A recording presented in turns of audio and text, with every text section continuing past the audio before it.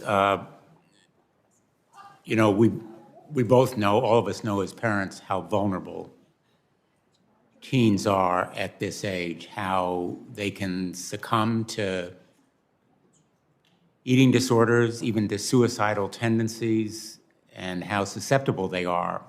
So the effects known to Facebook of its site in condoning and even encouraging those tendencies is so deeply repugnant.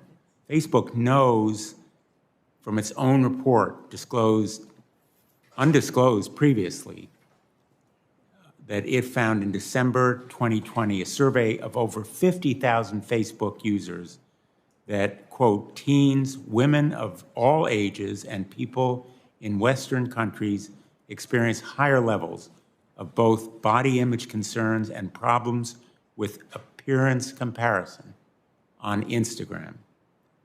In an April 2021 report, which also has not been disclosed, it found a quarter of teen girls felt discouraged about their own life and worse, about themselves, often or very often after using Instagram. Another undisclosed report, March 2020, found, quote, social comparison is worse on Instagram, and, quote, in part because its recommendations, quote, enable never-ending rabbit holes, and because it, quote, perceived as real life. I don't understand, Ms. Davis, how you can deny that Instagram isn't exploiting young users for its own profits.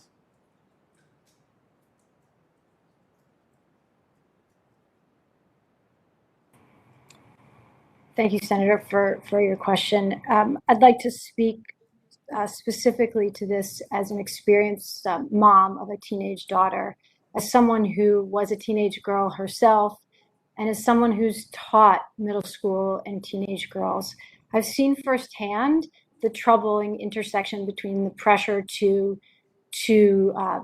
be perfect, between body image and finding your identity at that age. And I think what's been lost in this report is that, in fact, with this research, we found that more teen girls actually find Instagram helpful. Teen girls who are suffering from these issues find Instagram helpful than not. Now, that doesn't mean that the ones that aren't important to us. In fact, that's why we do this research. Well, if I may interrupt you, Ms. Davis, these are your own reports. These findings are from your own studies and your own experts. You can speak from your own experience, but will you disclose all of the reports, all of the findings? Will you commit to full disclosure? Well, I know that Senator, thank you. I know that we have released a number of the reports, and we are looking to find ways to release more of this research. I want to be clear that this research is not a bombshell. It's not causal research. It's in fact just well, I beg to differ with you, Ms. Davis. This research is a bombshell. It is powerful, gripping, riveting evidence that Facebook knows of the harmful effects of its site on children and that it has concealed those facts and findings. So I ask you to commit that you will make full disclosure, all of the thousands of pages of documents that the whistleblower has and more that can be made available. I want to switch to a separate topic because I think that you've indicated that you're not willing at this point to make a commitment that you'll fully disclose everything, unless I'm mistaken. I'll give you a chance to respond. Thank you, Senator. We are looking for ways to release more research. There are privacy considerations that we need to take into place. But I think more importantly, we're actually also looking for ways to give external researchers access to data so that they can do independent research as well. Well, I think that's a very important point. You haven't provided that access to researchers. You've refused to make it available to independent experts and researchers. And I will ask you as well for a commitment to do so. And I recognize you're not going to answer this question here, but let me ask you separately. In your remarks, you say, quote, "We think it is important to help provide parents and guardians the information, resources, and tools they need," end quote. I want to talk about one major source of concern for parents. They are Finstas. Finstas are fake Instagram accounts. Finstas are kids' secret second accounts. Finstas often are intended to avoid parents' oversight.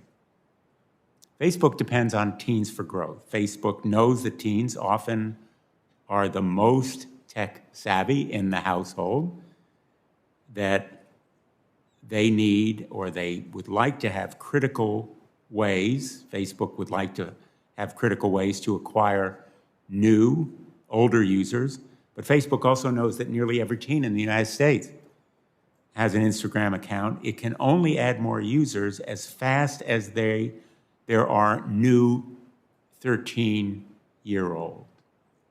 So what Facebook has done is Finstas. In multiple documents, Facebook describes these secret accounts as, quote, "a unique value proposition," end quote. It's a growth strategy, a way to boost its monthly active user metric. And that active user metric is of great interest to your investors, to the markets, and it looks to me like it's another case of prioritizing growth over children's safety. So Facebook claims it's giving tools to parents to help their kids navigate social media and stay safe online. But behind the scenes, your marketers see teens with multiple accounts as unique value opportunity propositions. Let me quote, "unique value proposition." And we all know that means Finstas. You're monetizing kids deceiving their parents. You make money when kids deceive their parents. You make money from these secret accounts. You make money from heightening the metrics that impress the markets, your investors, raise the stock price. How can parents trust you?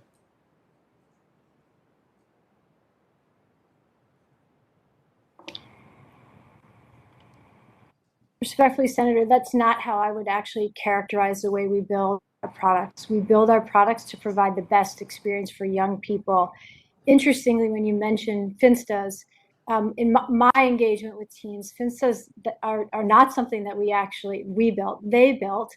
They did it to actually provide them with themselves with a more private experience, which is one of the things that led us to think about offering them privacy, more privacy. So that's actually where Finstas come from, teens, not us. But I think more importantly, our announcement that we are going to be providing supervisory tools that give parents actual insight into what their children are doing on Instagram is exactly contrary to what you're suggesting.